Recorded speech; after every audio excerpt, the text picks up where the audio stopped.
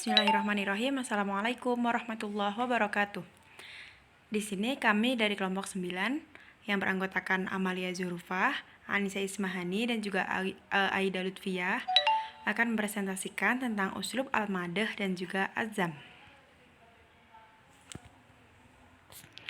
Uslub al-madah dan juga azam termasuk uslub yang digunakan untuk madah atau pujian, dan zam atau cercaan adalah uslub ni'mah dan bi'sa. Jadi uslub yang digunakan untuk pujian dan juga cercaan itu adalah uslub ni'mah dan juga bi'sa. Uslub ni'mah itu untuk madah, kalau misalnya bi'sa itu untuk cercaan. Contohnya, ni'mal fatihu amr. Sebaik-baik penakluk adalah Amr. Lalu, bi'sal qawlu syahadatuz zur. Sejelek-jelek perkataan adalah kesaksian palsu. Uslub ini tersusun dari 3 rukun. Jadi, untuk uslub ini ada 3 rukun. Yang pertama yaitu fi'al ni'mah atau bi'sa. Jadi, harus ada fi'al ni'mah, kalau nggak bi'sa. Terus yang kedua, fa'il atau yang dalam contoh itu ada al-qaul atau al-fatih. Terus yang ketiga yang dikhususkan oleh madah dan juga zam. Kalau dalam contoh itu ada syahadatuz zur dan juga amru. Berikut ini penjelasan ringkas bagi setiap rukun uslub madah dan juga zam. Jadi di sini kami akan menjelaskan tentang penjelasan ringkas tentang rukun uslub madah dan juga zam. Yang pertama itu fi'al, ni'mah, dan bi'sa. Jadi ketika kita akan menggunakan uslub madah dan juga azam, jadi kita harus menyertakan ni'mah dan juga bi'sa. Apa itu ni'mah? Ni'mah adalah fi'il jamid, yaitu tidak ada mudhari dan amrnya. Dan ni'mah menunjukkan kepada madah atau pujian. Kalau bi'sa itu fi'il jamid yang menunjukkan kepada zam atau celaan. Tidak diberi tanda bilangan dan boleh diberi ni'mah dan bi'sa tanda ta'nis. Contohnya, ni'mah as-sifatu hubbul watani atau ni'matis sifatu hubbul watani. Sebaik-baik sifat adalah cinta tanah air. Maaf, itu ada kurang. Lalu yang kedua yaitu fa'il bagi ni'mah dan juga bi'sa. Fa'il bagi ni'mah dan bi'sa itu ada 4 keadaan. Yang pertama yaitu bersambung dengan alif lam. Contohnya, ni'mah ar-rajulu as-sani'u al-mujidduh. Sebaik-baik lelaki adalah pencipta yang tekun. Marfu dengan ar-rajulu. Jadi ar-rajulu ini marfu dengan domah. Itu ar-rajulu itu gunanya di situ sebagai fi'il dari ni'mah.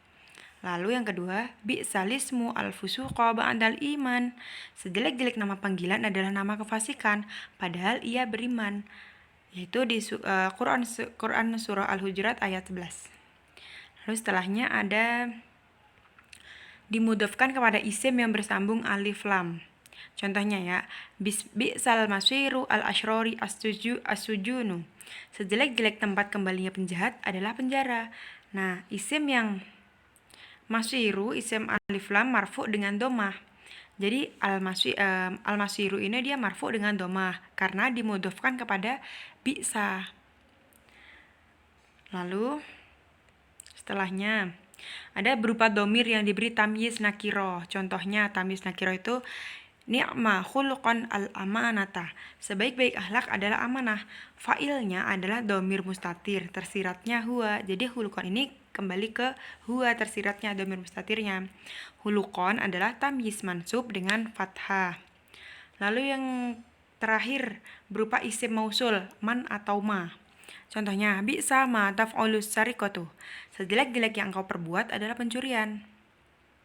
Jadi maaf ini kebalik, ma isim mausul mabni atas sukun pada posisi rofa fa'il bagi bi'sa.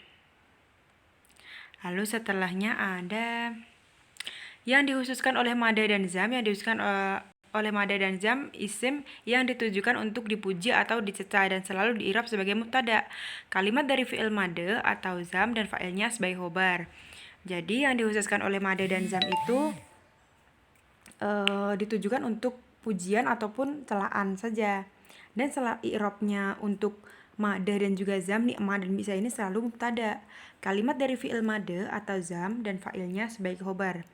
Jadi kalimat dari madah ataupun zam dan fa'ilnya itu sebagai khobar. Contohnya gini, ni'ma as-sadiqu al-kitabu. Sebaik-baik teman adalah kitab.